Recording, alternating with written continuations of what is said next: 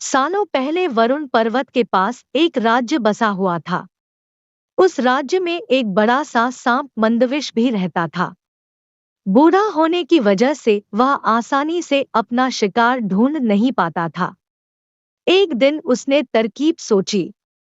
वो तुरंत मेंढकों से भरे हुए एक तालाब के पास पहुंच गया। वहां वह दुखी सा होकर एक पत्थर के ऊपर बैठ गया। तभी पास के पत्थर पर बैठे एक मेंढक ने उसे देखा।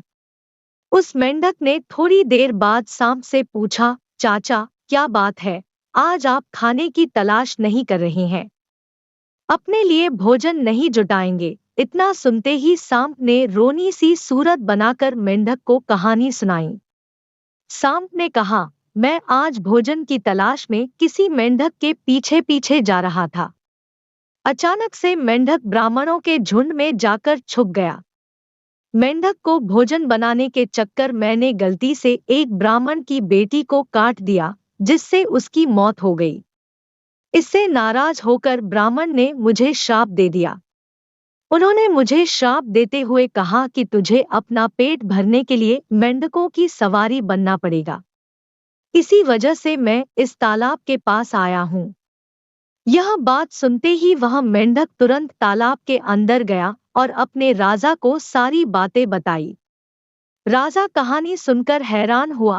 पहले तो उसे बिल्कुल भी यकीन नहीं हुआ, लेकिन कुछ देर सोच विचार करने के बाद मेंढकों का राजा जलपाक तालाब से बाहर निकलकर एकदम कूदते हुए सांप के फन पर जाकर बैठ गया। राजा को ऐसा करते हुए देखकर अन्य मेंढकों ने भी ऐसा ही किया। सांप समझ गया था कि मेंढक अभी मेरी परीक्षा ले रहे हैं। सांप भी बिना विचलित हुए आराम से सबको अपने फन पर कूदने दे रहा था और उन्हें घुमा रहा था। इसके बाद मेंढकों के राजा ने कहा, जितना मजा मुझे सांप की सवारी करके आया, उतना मुझे आज तक किसी की सवारी करके नहीं आया। मेंढकों का भरोसा जीतने के बाद अब धीरे धीरे सांप रोज मेंढकों की सवारी बनने लगा। कुछ दिन बाद चतुर सांप ने अपने चलने की गति थोड़ी धीमी कर दी। यह देखकर मेंढकों के राजा जलपाक ने पूछा, हे सर्प, तुम्हारी चाल इतनी धीमी क्यों है? इसके जवाब में सांप ने कहा, एक तो मैं बूढ़ा हूँ और रावण के श्राप की वजह से बहुत दिनों से भूखा भी हूँ। इसी वजह से मेरी गति कम हो गई है। इतना सुनते ही राजा ने कहा, तुम छोटे छोटे मेंढक को खा लो। यह सुनकर मन ही मन सांप बहुत प्रसन्न हुआ। उसने कहा, राजन, मुझे ब्राह्मण का श्राप है। मैं मेंढक खा नहीं सकता हूँ, लेकिन अगर आप कहते हैं तो मैं खा लेता हूँ। ऐसा करते करते वह रोज छोटे छोटे मेंढक खाने लगा और वह तंदुरुस्त हो गया। अब सांप को रोज बिना किसी मेहनत के खाना मिल रहा था। सांप काफी प्रसन्न था। मेंढक सांप की चाल अब तक नहीं समझ पाए थे।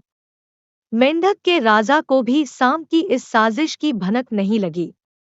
होते होते एक दिन सांप ने मेंढक के राजा जलपाक को भी खा लिया और तालाब में रहने वाले सारे मेंढकों के वंश का नाश कर दिया। कहानी से सीख, किसी भी शत्रु की बात का जल्दी से भरोसा नहीं करना चाहिए।